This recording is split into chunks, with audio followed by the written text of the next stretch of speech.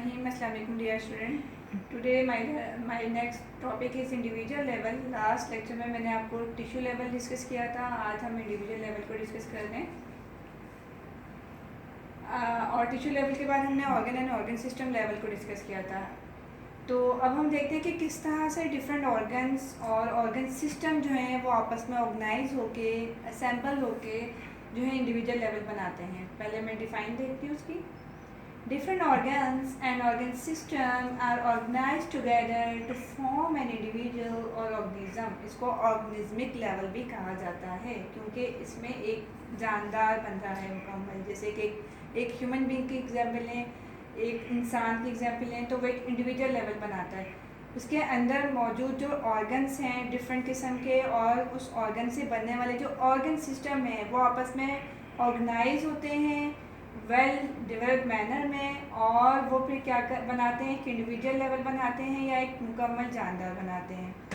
अब वो जो एक ऑर्गेनिज़म बना है उस ऑर्गेनिज़म के अंदर क्या होता है बच्चों, उस ऑर्गेनिज़म के जो फंक्शन हैं, प्रोसेस हैं, एक्टिविटीज़ हैं, various organ and organ system की वो आपस में क्या हुई हुई है, कोऑर्डिनेट हुई हुई है. जब तक वो उनके दरमियान कोऑर्डिनेशन नहीं होगा एक इंडिविजुअल लेवल कभी भी मुकम्मल नहीं होगा. हम एग्जांपल देखते हैं.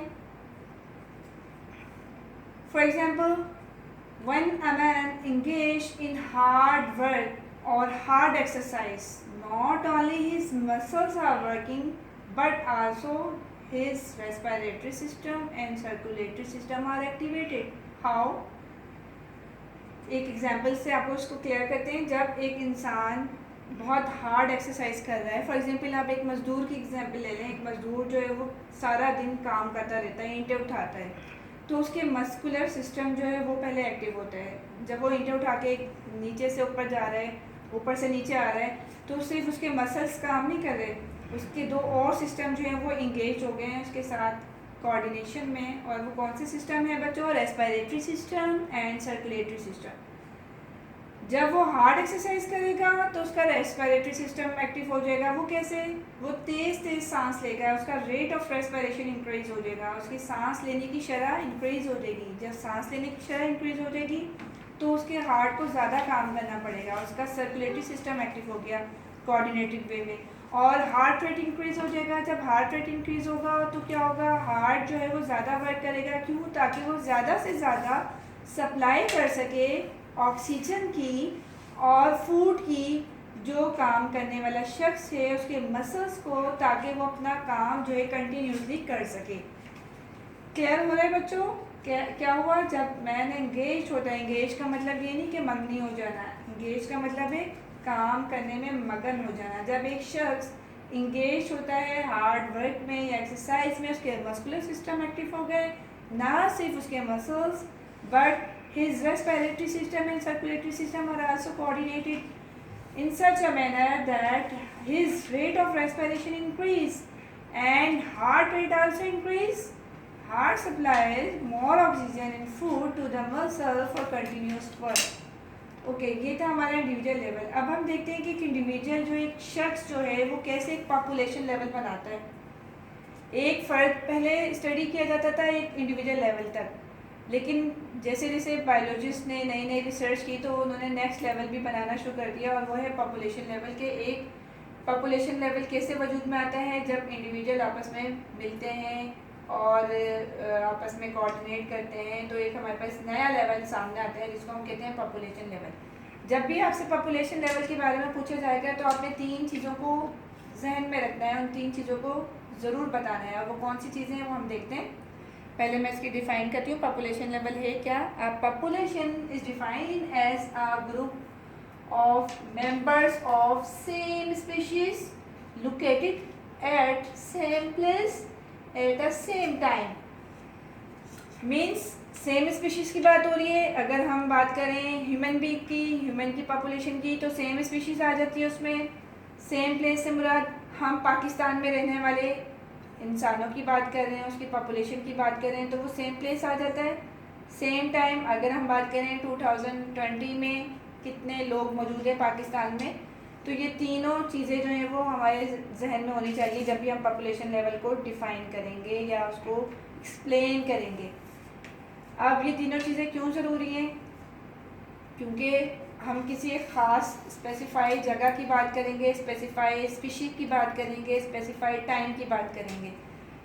आपकी बुक में जो एग्जाम्पल है वो ह्यूमन पॉपुलेशन की बात हो रही है। अब हम इसको पढ़ते हैं, साथ में ये तीनों चीज़ें वेरीफाई हो जाएंगी। Human population in Pakistan in 2010 comprises of 173.5 million according to ministry of population welfare government of Pakistan. अब पॉपुलेशन वेलफेयर की जो मिनिस्ट्री थी यानी कि गवर्नमेंट ऑफ पाकिस्तान ने 2010 में मरदमशुमारी करवाई, सेंसिस करवाई। सुना होगा आपने मरदमशुमारी यानी कि काउंट करना लोगों को किसी एरिया में। अब बात हो रही है पाकिस्तान की और बात हो रही है सेम स्पीशीज़ की। सेम स्पीशीज़ में हमारे पास क्लियर हो जाता है ह्यूमन पॉपुलेशन, ये वेरीफाई हो गया पहला पॉइंट। सेकंड पॉइंट था सेम प्लेस, बात हो रही है कौन से कंट्री की? पाकिस्तान की। लास्ट में हमारे पास जो पॉइंट था वो था सेम टाइम का। अब जो यहाँ पे टाइम बताया गया है वो है 2010 में कितनी मिलियन आबादी थी पाकिस्तान की? 173.5 मिलियन। ये तीनों चीज़ें वेरीफाई हो जाती हैं इस एग्जाम्पल से आपको। अब पॉपुलेशन लेवल को डिस्क्राइब करने से मैं एक और आपको डेफिनेशन आ रही है, वो है स्पीशी लेवल। स्पीशीज़ क्या है? स्पीशीज़ क्या होती हैं उसको क्लियर करते हैं।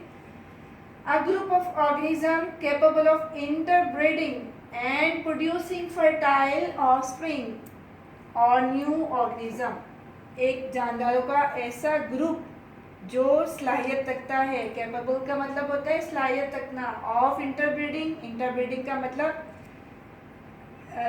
एक दूसरे के साथ क्रॉस करना, एंड प्रोड्यूसिंग फर्टाइल ऑफस्प्रिंग, ऐसे नए जानदार बनाना जिनमें भी कैपेबिलिटी हो कि वो आगे नेक्स्ट जनरेशन बना सके, फर्टाइल ऑर्गेनिज्म बना सकें। तो ऐसे ग्रुप ऑफ ऑर्गेनिज्म को क्या नाम दिया जाता है? स्पीशीज़। फॉर एग्जांपल अब इंसानों की एग्जांपल है, एक इंसान जो है वो दूसरे इंसान से शादी कर सकता है या वो कोई डोंकी के साथ कर सकता है? कभी कभी भी नहीं हो सकता।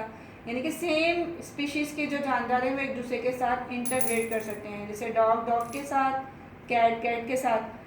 तो ये डॉग कैट के साथ कभी भी नहीं कर सकती, ठीक है। अगर किसी डिफरेंट स्पीशीज़ का क्रॉस करवाया जाएगा तो उससे कभी भी फर्टाइल ऑफस्प्रिंग नहीं बनेंगे, वो इनफर्टाइल बनेंगे। ये आपकी बुक में नेक्स्ट एग्जाम्पल आनी है इसकी। फॉर एग्जाम्पल मैं आपको बता देती हूँ क्या होता है जब हम एक क्रॉस करवाते हैं। A cross between a mail donkey and a female horse. एक मेल डोंकी और एक फीमेल हॉर्स का जब क्रॉस करवाया जाता है तो एक इनफर्टाइल ऑर्गेनिज्म बनता है जिसको नाम दिया जाता है म्यूल का।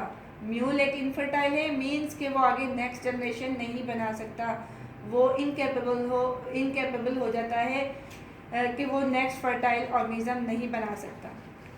ओके, हमारे पास एक टर्म और आ रही है इसमें, वो भी मैं बता देने वाली हूँ आपको। हैबिटेट। हैबिटेट क्या होता है एक्चुअली? अगर इसको उर्दू में देखें, मस्कन, रहने की जगह।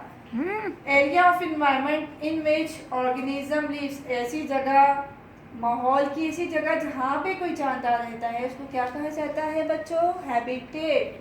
फॉर एग्जांपल हमारे वर्ल्ड में बहुत सारे हैबिटेट हैं। अगर आप देखें लैंड हैबिटेट है जिसको टेरेस्ट्रियल इकोसिस्टम का भी नाम दिया जाता है। एक्वेटिक है, एक्वेटिक में यानी कि पानी में कौन कौन से जानदार रहते हैं आप अच्छी तरीके से जानते हैं। उसमें फ़िश है, क्रोकोडाइल्स है, डिफरेंट हमारे पास इनवर्टिब्रेट्स है जो पानी में रहते हैं, ये उनकी हैबिटेट्स हैं। और अगर आप इंसानों को देखें तो लैंड में भी उनकी एक ख़ास किस्म का एरिया होता है जहाँ पे वो रहते हैं। जैसे कि आप का हैबिटेट क्या है? आप फैसलाबाद, पाकिस्तान के किस शहर में रहते हैं? फैसलाबाद में। और फैसलाबाद में आप किस जगह पर हैं? आप हो सकते हैं अब्दुल्लापुर में। तो जहाँ पर आप रहते हैं आपका घर है वो आपका हैबिटेट कहलाता है। होप सो आपको क्लियर हो गया होगा। इंशाल्लाह हाजिर होंगी नेक्स्ट लेक्चर के साथ। अल्लाह हाफिज़।